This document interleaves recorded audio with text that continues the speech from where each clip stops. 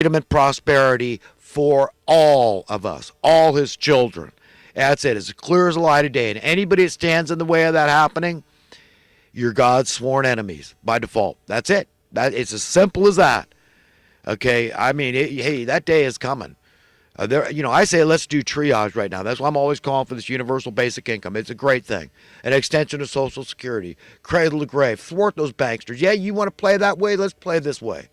Yeah, and we're giving commensurate cost of living adjustments. Yeah, we know basic math. We can calculate the CPI. You want to play games?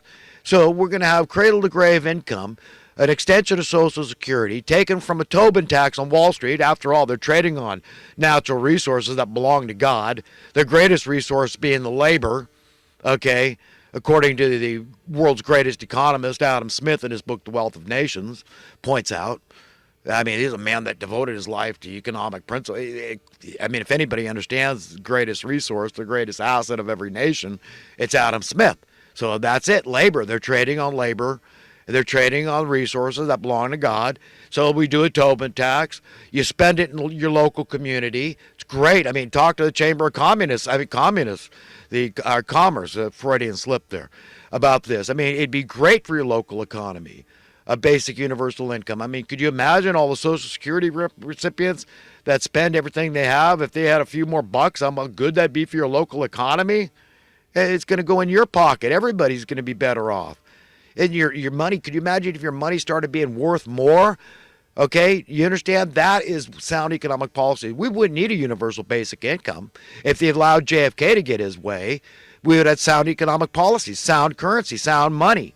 And what that does, true capitalism, free market supply and demand, okay, with no government intervention, okay, what you get is progress. You see your currency gradually, slowly going up in worth. It's the rising tide of prosperity that lifts all boats. It doesn't swamp some while it lifts others to the highest heavens, like it's done now with this wealth imbalance, this wealth disparity. Where is it going to end? You see, I get scared. I am alarmed. So if I come off as an alarmist, I am. I mean, where does it end? How much will we tolerate? You baby boomers, what the hell's wrong with you? I mean, God's wrath is hanging heavy over us, and we've got to understand the issue. We've got to be very clear about how we're being tyrannized and what we can and cannot do about it. So my complaints about organic suffering, I mean, are many, but there's not much I can do. I trust God, and eventually all that's going to change, like Jesus pointed out. The new age brings this renewal of all things. So that's what I'm looking for. The curse to be lifted from the earth. No more thorns on roses. No more insects that can kill you, or arachnids, and no more predator-prey paradigm, and no more nothing negative at all. Okay, no more extreme temperature changes, no more diseases, no more natural disasters, on and on and on. If it's organic suffering, that's across the board, it's going to be gone, lifted. The curse is lifted. That's the world of tomorrow. God says, I cannot lie.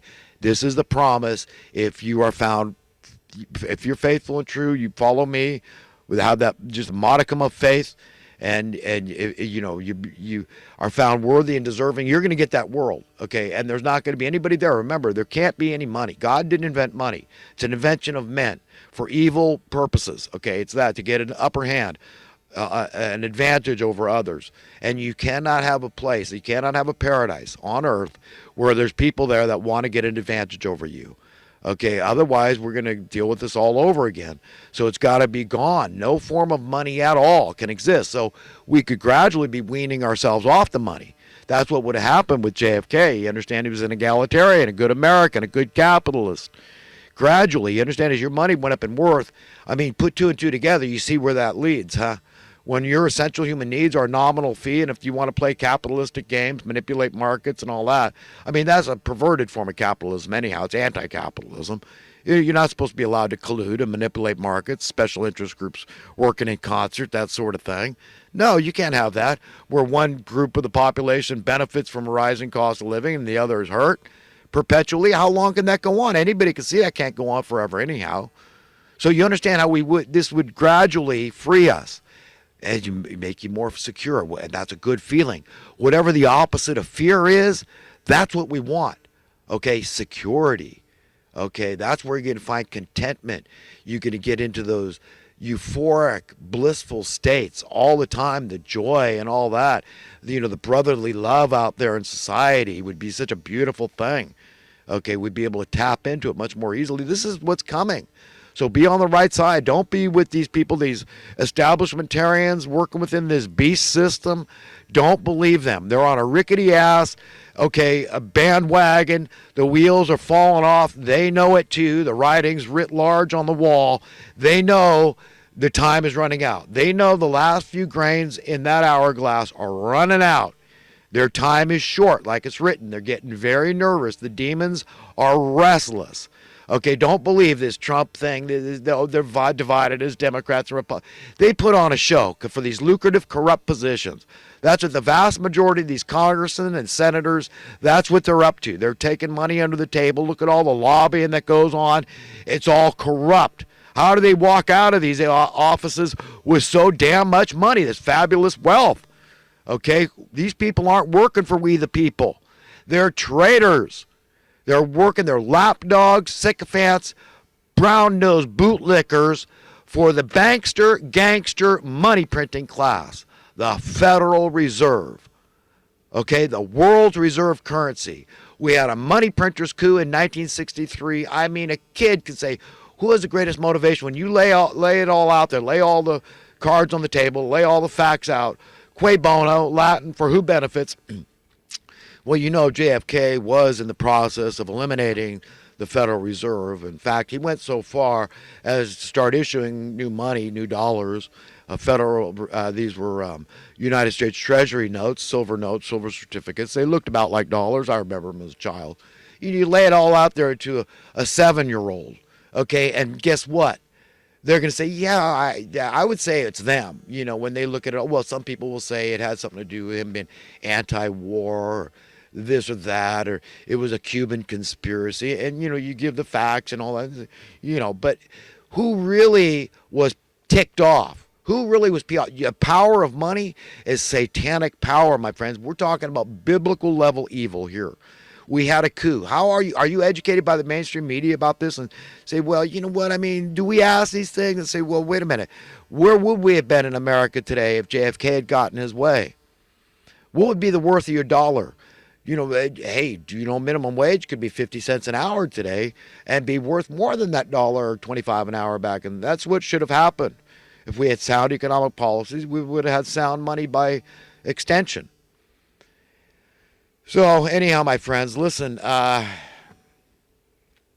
we've got to educate each other as best we can, empower each other, help people come out of, ignorance and confusion, and work together here. Unite, because if we don't unite, what's going to happen. A house divided cannot stand. And I'm actually amazed that Americans have done as well as they have. I commend everyone. I admire all of you. Listen, I accept tyranny too. I'm not sitting here on a high horse. I mean, I'm playing the game. I spend money. I mean, we're kind of like, they've got us by the throat. Okay, this is a juggernaut of evil. This is why I always come back to this fact, my friends. Listen, I've looked long and hard for solutions. And I know this much absolutely for certain, no equivocation. I contend that we absolutely need God's help. God is the one that is directing our paths. If you consider yourself a righteous person and you pray and ask God, hey, how do you want me to fight this good fight? He'll give you ways, man. He'll empower you. I mean, that's why I do this. If I didn't think this video series I've put out is important, I wouldn't have bothered. But it absolutely is critical in my estimation, because I don't hear anybody talking like me. We've got to educate people. People scoffing at a basic universal income. They say, oh, I'm a bleeding heart liberal. Maybe, I retort, I resent the implication. I'm not a bleeding heart liberal. Well, maybe I shouldn't take it like that. Maybe it's not such a bad thing. But I still think if they're going to call me a socialist or something, I'm Robin Hood and I want to take from the house, that is a bunch of bull. That doesn't work. And we could argue for the virtue of something like that. Okay, but at the end of the day, let's just look at the facts. It doesn't work.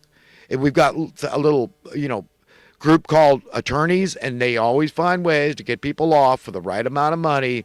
So instead of paying the taxes to the government, which the socialists would say is them, right? We the people, which would be an okay thing. But, coercing and forcing someone to pay it anyhow by law, by threat of law, you're going to take their stuff or you're going to, imprison them. I mean, no, no, no, no, no. Ethics rehabilitation centers, maybe. Okay, I'll go for that. But, if you're going to have this socialism and you're going to call it egalitarianism, you can't force people to do it. So, I support the attorneys in that. I say, you know what, why not? I mean, I would resent it too, maybe. I don't know. I'm not a rich person. I don't like the idea of someone forcing me to do anything. It's like theft. So it creates this animosity and it doesn't work. And so, give up is what I say. Okay, why not give up? It's like this hamster wheel. They're telling people, hope, this is the Pasadena Rose Bowl theme, is that, hope and all this is so great. I'm thinking, wait a minute. I remember my English professor in college telling me, that's a cruel master, this hope thing. And I never, hope, I thought hope was always good. And then I thought,